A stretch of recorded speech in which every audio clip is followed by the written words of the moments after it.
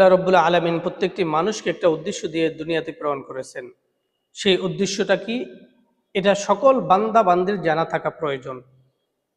কারণ এই দুনিয়াতে যারা 3 বেলা খায় তাদের দিনও 24 ঘন্টা, যারা 2 বেলা খায় তাদের দিনও 24 ঘন্টা হবে। সেও মৃত্যুবরণ করবে, যে 3 বেলা খায় সেও মৃত্যুবরণ করবে।